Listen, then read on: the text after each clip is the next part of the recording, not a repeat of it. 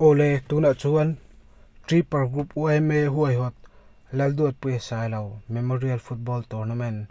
2022 a First Division Quarter Final game ni na in tum tu te mun pui First Division team le wang mun First Division team 2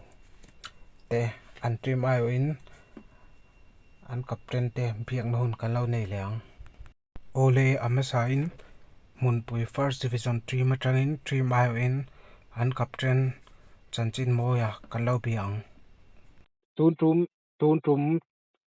lalduat pui sailo Memorial Tripper Group UMA tournament chungchang a hian interview to te team ayo in nei che ka Oh, du mo oh, ole. chu ka zo chau ngal meng cho Oh, inin pu cha na te a tha to kem kan import sana hi chu athave khop maya kan practice na po hi are ve deu to. o Ei mani teng lawa chuan kan import sana chu thave to chuan kan sia. o ani le quarter final a hian in tum tu ra chiang to em Oh, bang mun tu ne kan tum don. o ani le wang mun tu chu in hu phu viau lo nge I mu dang ka min a thu te A hu phur chu kan hu phur viau lo ma se kan he sa chu kan tingam lo. He o game ania eng ma shet ta lo mo. Oh, a hu phur chu kan hu phur lo. o ani le tum tournament a hian in champion thei mai in ringem Kan champion ang chu ka tingam tia lo ma se thầy top chu champion tu chon tan chu kan la to champion ngai po kan tum o ma se le chu pathian thu tu ni thung sila ngo o le ani le in team in lung rual na te a tha em oh kumin chu ai kan ti ni kanin kum dangai ma chon kanin lungruala ai thin chian na ko nga te le ai rui thau ko nga te kan suai tu te po hi kumin chu kan dan ai dan an siama khawa ke tha ka ti me ma kan suai re eng lo dan po hi tuna point player sem te chu kan nei nuala ai thiat ngamin i discipline kan ngai poimo o ani le a to bera chuan in kho tang mi pui ten an troi om tha chu em ti hamin a hriat le ta o troi om thakop mai hei ko san lama te po eng lo i nasa takin i player te tong trai pui na te kan donga kan lom ma tin o empty fence eng lo in khel ni khuwa vela te po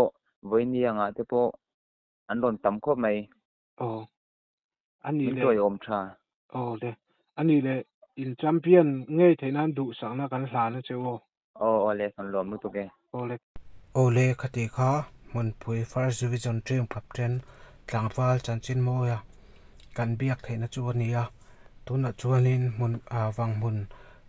first division team 2 captain tlangwal ramlena biak na hun kan lo nei leang PC lalam nena ole ani le hei tum lalduat pui sai lo Memorial Triple Group OMA football tournament chungchang a hian in team ayo in captain te interview toy te